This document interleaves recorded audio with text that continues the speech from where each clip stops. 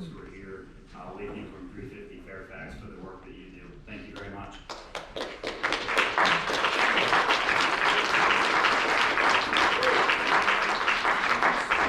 Our next speaker is Erich Pratt. Erich Pratt is here, followed by David Kubrick. Is David here?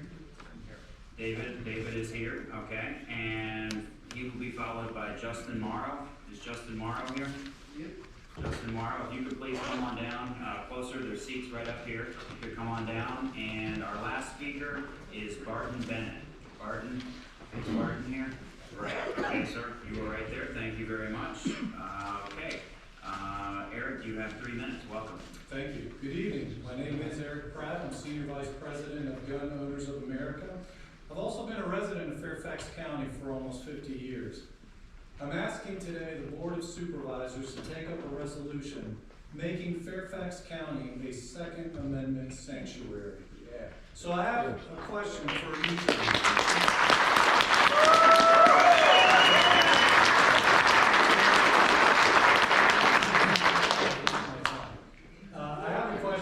of you. No matter what your party affiliation, tell me, is it okay that a mother who uses a commonly owned firearm in self-defense to protect her family should go to jail for 5 years?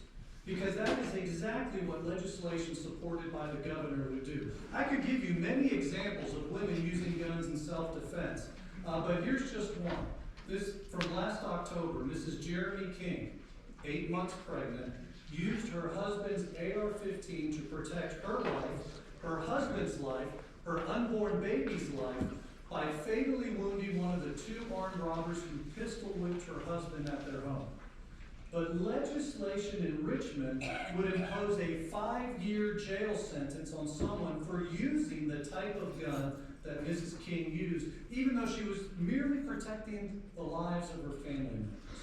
That's the problem with many of the bills in Richmond right now, is that they target law-abiding citizens who have done nothing wrong. When local police show up to investigate a self-defense shooting, they shouldn't be hauling away women like Mrs. King just because they defended themselves with a gun that the governor doesn't like.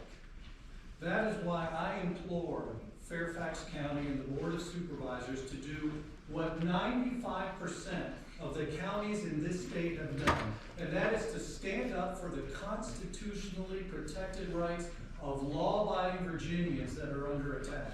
When a state starts denying the constitutional rights of its citizens, then it's completely legitimate for lower-level officials to step in and protect the people. We've seen this done before. In the 1800s, northern states essentially declared themselves sanctuaries for escaped slaves.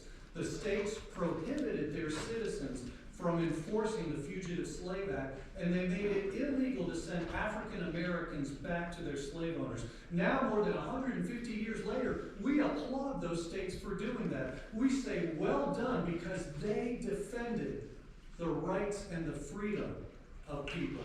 Likewise, I encourage you to make Fairfax County a sanctuary for law-abiding gun owners.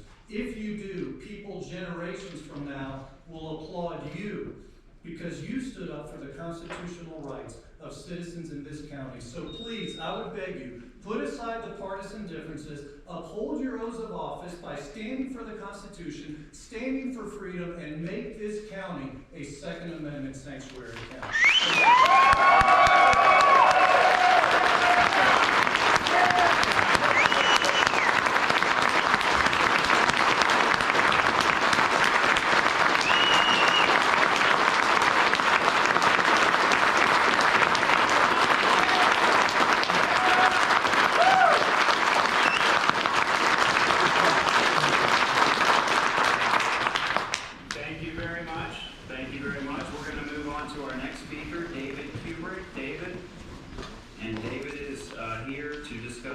Environmental issues with 350 Fairfax as well. David, welcome.